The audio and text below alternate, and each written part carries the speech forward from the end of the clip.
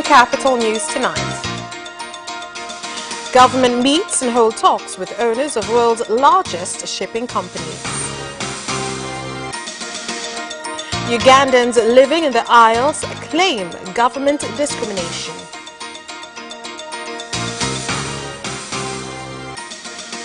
Taifa Stars has learnt a lot from the AFCON Cup in Egypt.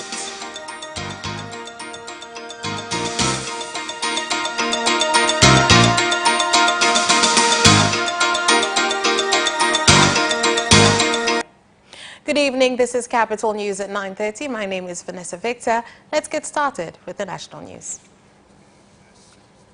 The Minister of Foreign Affairs and East Africa Cooperation, Professor Palamagamba Kabudi, has urged owners of the world's largest shipping companies to invest in Tanzania after major changes in the economy having been made in important sectors for the growth of the economy, including the transport and communications sector. Professor Kabudi said this during a working meeting between the government and owners of the largest ships held at the Tanzania Ports Authority building.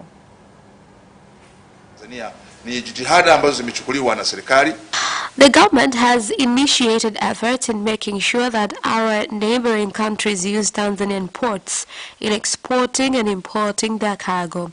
That is why there are improvements and advancements in infrastructures in the fifth phase government, with the aim of simplifying means of transportation from the port to their countries.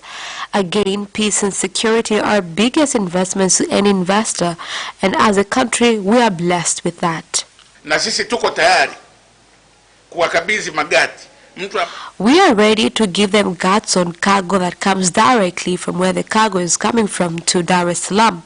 We will provide them with express services from docking to offloading to release the cargo, because once the cargo delays, there are a lot of costs to incur. We all know that.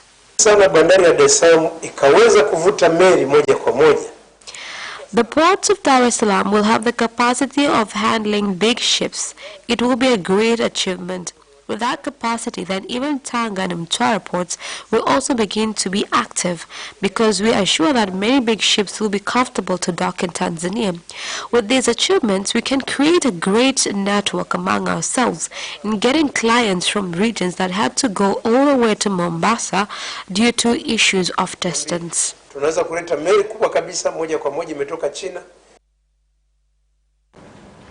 The police commander from Dar es Salaam Special Zone, ASCP Lazaro Mambosasa, has said that the police force is investigating the incident of the kidnapping of a Kenyan national, Raphael Ongangi, in Oyster Bay in Dar es Salaam, and his being found 9 days later in Mombasa, close to his aunt's home. Akuchukue mpaka Mombasa, karibu na nyumba ya shangazi yako. They took each other to Mombasa and stayed at his auntie's house.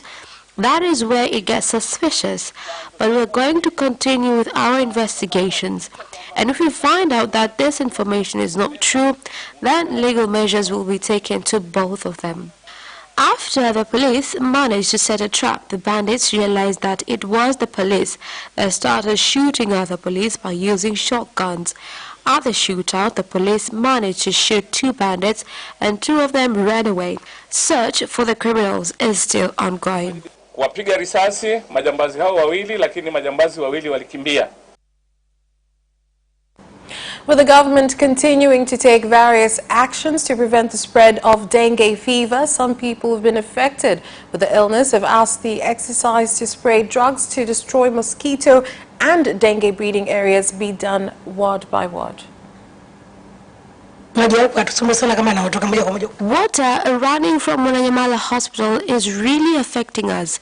We would like to ask for the government to help us in constructing drainage systems that will reduce the problem of stagnant water, as well as spray pesticides that will kill mosquitoes who spread dengue fever. Tayari tumeshafanikiwa kufikia almost 70% ya maeneo. We've reached almost 70% of the affected areas by spreading the pesticides and repeated the exercise after 7 days.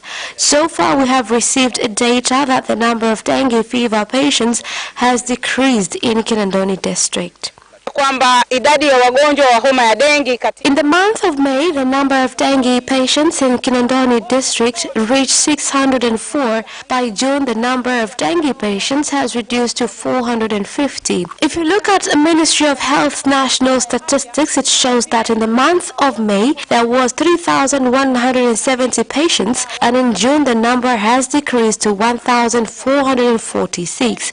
I would like to thank leaders of Kinondoni district together with officials from the Ministry of Health in these districts for initiatives they took, including buying pesticides. Kununua wadudu hivi ambavyo tumepuliza. Shortly after Kisutu Resident Magistrate Court set free film actress Wema Sepetu, she was rearrested by prison's officers. Kisutu Resident Magistrate Court has warned the accused and directed her not to break the conditions of her bail, including not disseminating pornographic photos, and stating that it will not hesitate to revoke her bail. The statement was made in court by the senior magistrate Mayra Kasande when giving the ruling. However, as she was leaving the court, prison's officers arrested her and placed her in a police vehicle, and according to reports, she was taken to court for interrogation, then released and told she'll be called if needed. The government of Tanzania, working with the government of Egypt, have pledged to increase its strength in overseeing the implementation of River Rufiji electricity project so that it is completed on time and at the required quality, as well as alleviate Tanzania from electricity woes.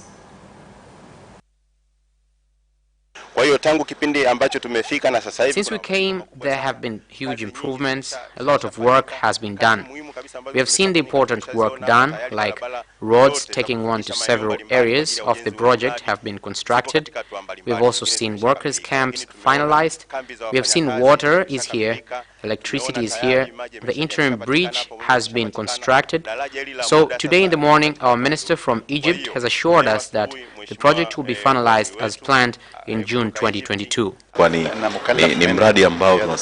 It is a project that we want to implement in better standards. We'll make sure the project is finalized on time. We should not exceed time because it is better to conduct a project in good standards and at a given time. You can see the geology of this area. If you check the area which will be filled with water, its corners have rocks and steep slopes, which technically are not areas with animal habitats. So the issue of saying animals will be affected after water is filled in this area is not true. We have seen it ourselves that water will be here and cover a large area which is rocks and steep slopes.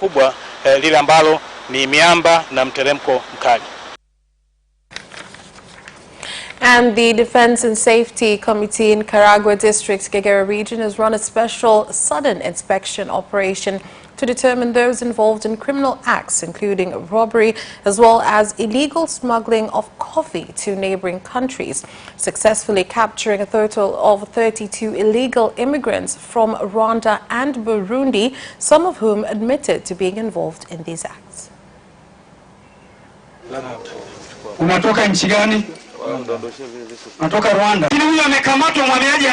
He is an illegal immigrant. He was arrested with these knives on his way to kill the village chairman because he has been providing information about illegal immigrants in his village. In one day, we managed to arrest 32 illegal immigrants. I want to assure you that this exercise will be sustainable in order to make sure that our Tanzanians are living in their country peacefully. I am determined to deal with illegal immigrants properly so that we can end such practices here. I know that it is some of our citizens that provide shelter to these people, but I am calling all of you to cooperate with the government and the police force in making sure that no illegal immigrants will dare to put a foot in Karagwe, especially as our country is heading towards general elections.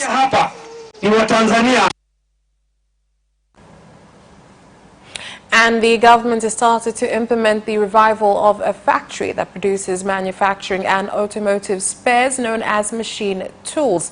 This factory had stopped production for over 30 years and will begin with spare parts for tractors. I want a reply from the following firms. These firms are the NDC, Kamatech, and the KMTC. So once again, I would like to call upon the NDC, Kamatech, and the KMTC, working in partnership with CEDO, to come up with answers to the following demand. These demands are creating small agricultural tools like the hand hoe, for example, which are used during farming.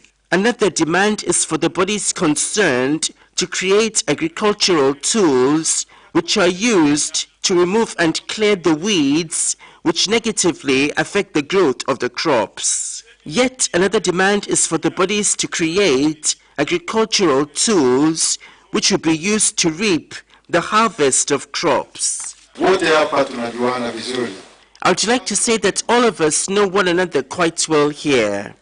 There are no farmers who can sign contracts with anyone who is present here. However, could it be that the reason for their reluctance to sign deals with anyone here is because they fail to see the opportunities which can be obtained via these deals? In fact, they can see that there are big opportunities indeed which can be obtained via such deals. I would like to say that I know that challenges concerning needs will still persist, especially where developing these industries are concerned. But on the subject of various needs, investors have started to emerge to meet all of the requirements which are demanded. I would like to say that discussions between the investors and ourselves took a long time to conclude. However, we already have one Turkish company that has revealed an intention to invest in this area. The Prisons Force has implemented the directive by President Magufuli to be self-sufficient in production of food, whereby they have now produced over 76% in food and constructed various goods for the use of the public, army, as well as government institutions. We have the capacity of fulfilling military boats' demands. This is possible thanks to the directives given by Honorable President of instructing public institutions and military institutions in procuring things that are produced in the country. Thus, we are calling on involved stakeholders to support our efforts by buying these boats and even official shoes at the Magereza post in Sabasaba grounds. The first stage is proactive part. Instead of waiting for the fire outbreaks, we have begun campaigns in informing people how to handle fire if it occurs, and even selling and teaching how to use fire extinguishers throughout the country. We are determined also to reach every street and every house. I would like to tell Tanzanians that Watumishi Housing are well prepared in ensuring that workers of this country own good quality houses. As how our government is insisting on industrial economy, then it is important that people should have secure shelters.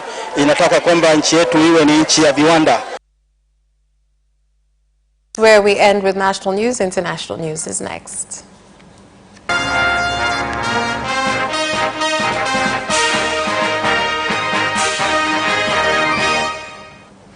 And in international news, the communities living in some islands on Lake Victoria in Uganda have claimed of discrimination by the government of President Yoweri Museveni. The communities have said that the government has not placed importance in key things such as education and health, which has caused an increase in HIV/AIDS as well as childhood pregnancies. Children have really reduced in population. The number of students attending school has significantly reduced. We've tried to encourage parents to enroll their children to school, but most prefer to engage in fishing. Milimani Court in Nairobi, Kenya has directed that the former Director of Digital Communications at the Kenyan State House, Dennis Itumbi, continue to be detained so as to allow police to complete their investigations. Allegations made are very serious, especially made by someone like the Deputy President of Kenya. Would like to confirm that we had a meeting, but it was to plan on development projects for Mount Kenya region. Issues surrounding the respondents. After deliberating on the evidence presented by the prosecutor, I believe that 14 days is a very long time. Therefore, I will allow the accused to be remanded in custody for 5 more days so as to give the police more time to complete the investigation. We want you to tell us who are the people plotting this and who is the intended victim and why. The police force in Burundi has caught a person thought to be a Tanzanian national who was found having ingested 1 kilogram of cocaine that he wanted to smuggle to southern parts of Africa. When he arrived at the airport, he was arrested by law enforcement, and when he was searched, he was found with drugs. He was coming from South Africa, claiming that he was given the drugs by a certain lady. However, the lady in question has not been arrested, and investigation is going on. If he was not arrested here, he was heading to Southern Africa. And that's all for international news, but we'll be back with business news after this break. Watch Business Edition as we talk to business leaders and experts in sectors that are transforming Tanzania's economy. To be rich, I have to be a business person. It's not an easy road at all. People need to understand. You must quickly think, how cost effective are you going to be? Business acts as a way in which it can bridge that gap. Business Edition will keep you informed on latest developments in the financial sector, extractive industry, tourism, agriculture, energy, construction, and so much more. Need entrepreneurs who create employment opportunities? Watch Business Edition on Friday at 8:15 p.m.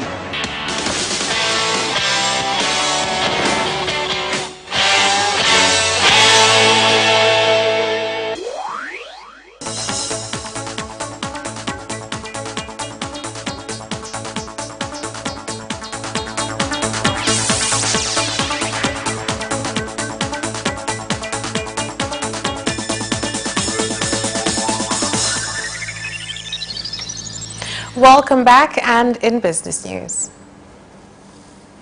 The Officer of Statistics in the Revolutionary Government of Zanzibar, Hamis Abdul Rahman, has said that inflation in Zanzibar has dropped by 2.7% from 3.1% in June, with the Manager of Finance stating that they do not expect an increase in July.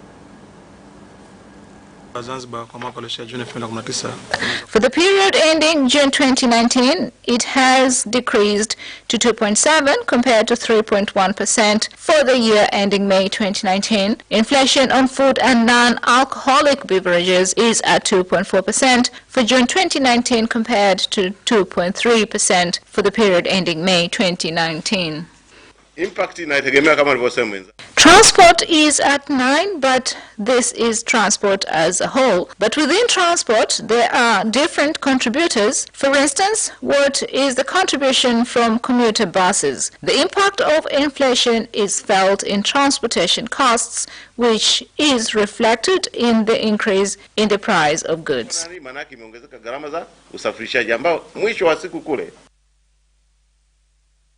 Farmers in Arumeru district, Arusha region, have said that there are still seeds that do not meet the required standards in shops within the district, something that they claim impedes their production yield and leads to continued loss of capital each year. When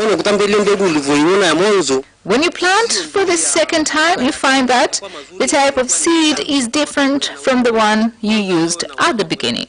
Seed producing companies should have a better control of seeds they produce. You see, it could be possible when the seed gets to an agent, it comes out different. More often than not, our farmers are rendered helpless to do anything about counterfeit seeds because he doesn't have any supporting documentation to prove purchase of seeds in question. That is all for business news. Sports is next. Away first time, good start from Bolt. Bolt leading a moment of going away. Gay trying to go with him, and he's going to be dragged through to second place, but he's going to win it by 2 meters. Away first time, good start from Bolt. Bolt leading a moment of going away. Gay trying to go with him, and he's going to be dragged through to second place, but he's going to win it by 2 meters.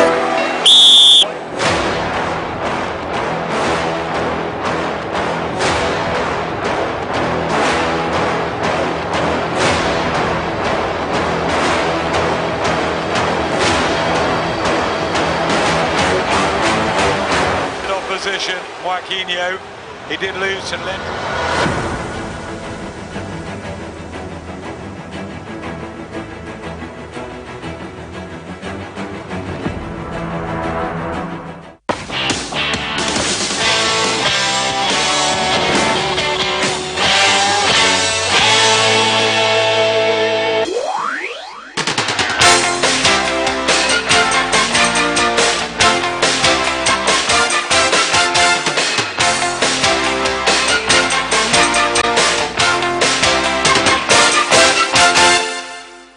And let's move on to sports. The national team Taifa Stars coach Emmanuel Amunike said that Tanzania has learned a lot from the Africa Cup of Nations in Egypt as far as soccer development is concerned. Well, I think it's a very big experience that we have achieved. Not only winning or not winning, I think it is totally clear that we need this kind of tournament for Tanzanian football to grow. We need this kind of tournament for our players to grow. And what we have seen in the AFCON, it shows that in Africa now there is no more small team. And what we need to do is to see what we can do from now to improve the team and then continue to build for the future. I think that is the most important thing. We have been to the AFCON. It's not a news anymore, and it's not a strange thing to the players anymore. So from there, we will build experience. From there, they will build their confidence, and hopefully we continue to be in a position to compete. Dar es Salaam's Regional Commissioner Paul Makonda has urged Tanzanian sports stakeholders to work with TFF in developing soccer in the country.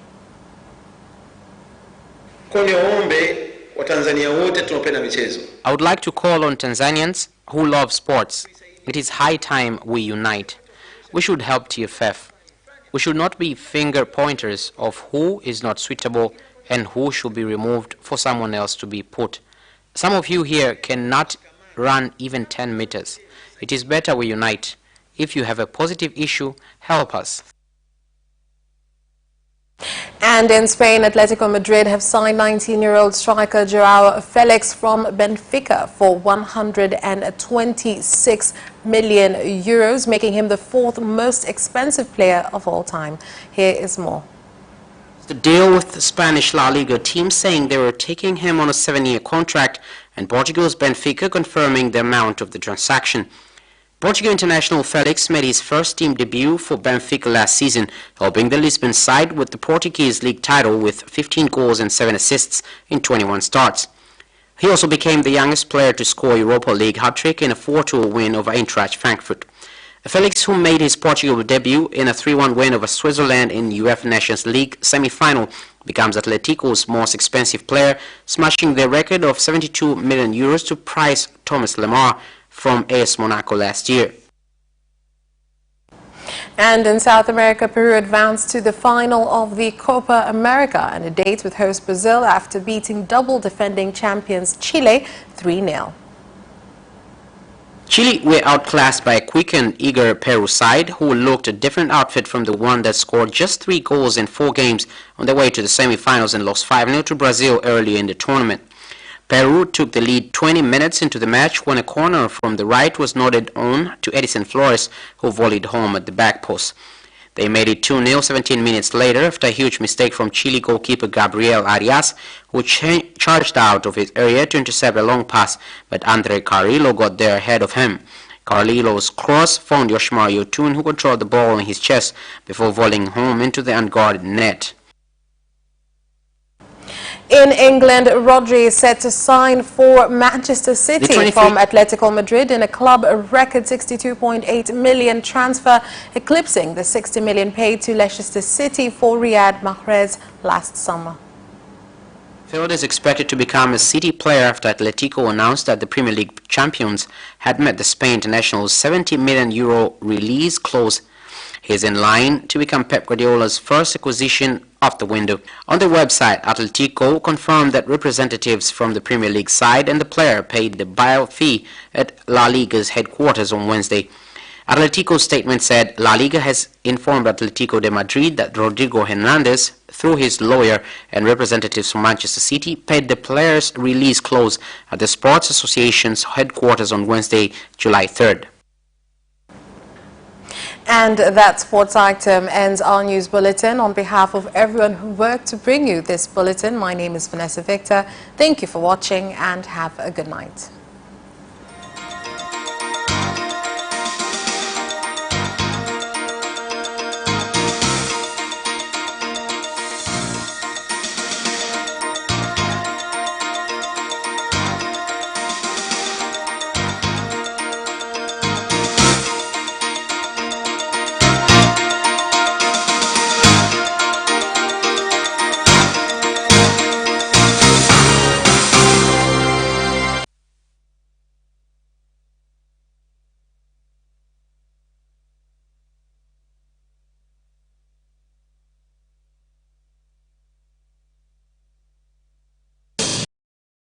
On Iron Chef.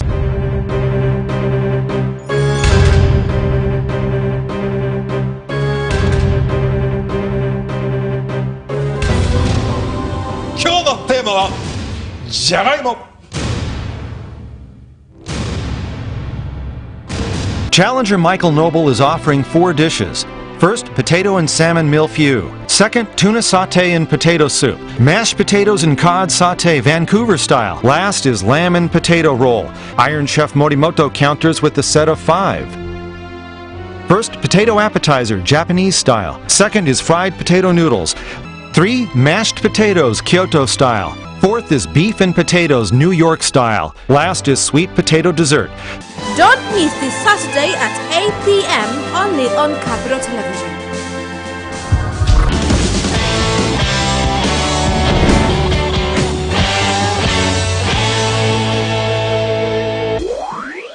Shirika la utangazaji la Ujerumani Deutsche Welle kwa kushirikiana na ITV pamoja na ndaki ya sayansi asilia na tumizi chuo kikuu cha Dar es Salaam tunawakaribisha vijana wanaosomea kozi za kisayansi kwenye vyuo vya Tanzania kushiriki kwenye Kesho Leo Science Slam na kujishindia zawadi za kibabe kama MacBook, iPad na iPhone. Unachotakiwa kufanya ni kuwasilisha muktasari wa project yako ya ubunifu wa kisayansi ambayo itaweza kuwa na manufaa kwenye maisha ya kila siku. Muktasari usizidi nusu kurasa na pia uambatanishe na video ya takriban dakika 2 ikielezea jina lako, utokapo na uelezee jinsi gani unadhani project yako itaweza kuleta mabadiliko katika maisha siku za usoni. Wasilisha kazi yako kwa lugha ya Kiingereza kupitia barua pepe scienceslam@gmail.com. Hakikisha umeandika jina lako, tarehe ya kuzaliwa, barua pepe, namba ya simu, jina la shule, chuo na uambatanishe na nakala ya kitambulisho cha mwanafunzi. Mwisho wa kupokea submissions ni tarehe 19 Julai 2019. Kama faili lako ni kubwa, tafadhali tumia WeTransfer na uhakikishe unaunganisha documents zote pamoja. Files unazotuma uzitofautishe kama ifuatavyo: video file, jina la kazi yako na jina lako; text file, jina la kazi yako na jina lako. Masharti ya kuzingatia: kazi zote unazowasilisha ziwe za kwako mwenyewe. Unaweza shiriki na project moja tu. Hatutapokea kazi yoyote itakayotufikia baada ya tarehe 19 Julai 2019. Hatutapokea kazi yote isiyokidhi vigezo. Kazi yoyote inawasilishwa haitarudishwa. DW pamoja na IT ITV watakuwa huru kutumia, kuonyesha na kuchapisha kazi yoyote itakayowasilishwa. Jopo la wataalamu watapitia kazi zote na kutangaza walioshinda ambao wataalikwa kwenye tafrija itakayofanyika jijini Dar es Salaam, ambapo watachuana ili kupata washindi watatu bora. Changamkia fursa